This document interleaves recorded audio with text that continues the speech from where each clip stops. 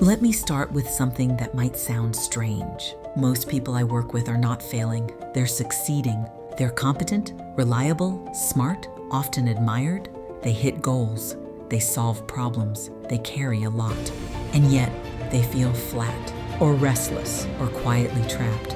If that's you, I want you to hear this clearly. This is not a motivation problem. It's not a discipline issue, and it's not because you're ungrateful. It's because you may be winning the wrong game, and once you see that, you can't unsee it. Here's the pattern.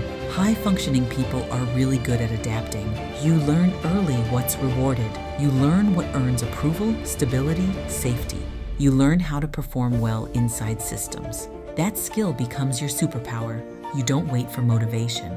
You execute. You keep things moving. And for a long time, that works. Until it doesn't. Here's the paradox no one talks about. Execution is neutral. It doesn't care what you're executing toward. So if you're pointed in the right direction, execution builds fulfillment. But if the direction is wrong, if the goals are inherited, outdated, or externally defined, execution builds something else entirely. It builds a very efficient cage, and the better you are at the game, the harder it becomes to leave it. Let me make this real. You do everything you were supposed to do. You picked the sensible path. You used your intelligence. You didn't waste your potential. You kept climbing, and now, on paper, your life looks solid. But internally, something feels off. Not dramatic, not catastrophic, just quietly wrong. You wake up with a low-grade sense of dread. Or everything feels urgent, but nothing feels meaningful. Or rest doesn't actually restore you. That's not burnout in the way people usually mean it. That's misalignment. Most high achievers respond to this feeling the same way.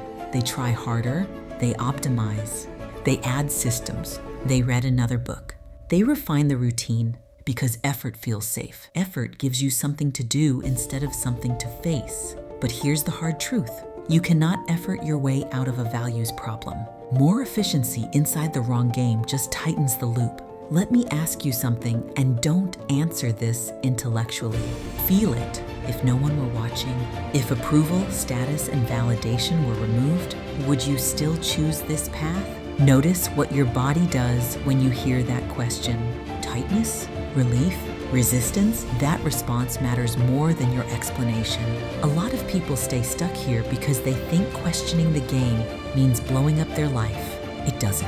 Alignment is not a dramatic leap.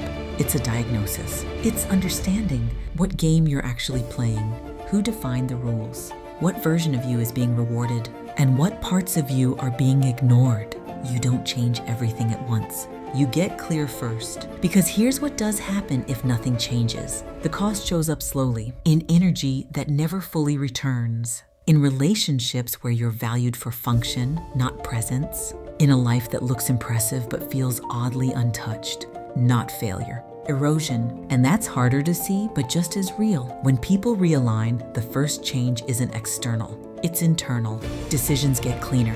Boundaries feel less selfish. Rest stops feeling earned. You don't become less driven, you become more precise. You stop reacting to expectations and start responding to values. That's the difference between motion and direction. If something in this video landed, that's not accidental. Recognition creates a choice. Seeing the pattern and doing nothing isn't neutral. It usually reinforces it. So the question isn't whether you should change everything. The question is whether you're willing to stop pretending the current game is working. Stopping the wrong game doesn't mean you lose. It means you finally get to decide what winning actually means. And that's where real alignment begins. If you want help with that diagnostic process, that's the work I do at Vire Wellness. But even without that, don't ignore what you just recognized. It's information, and it matters.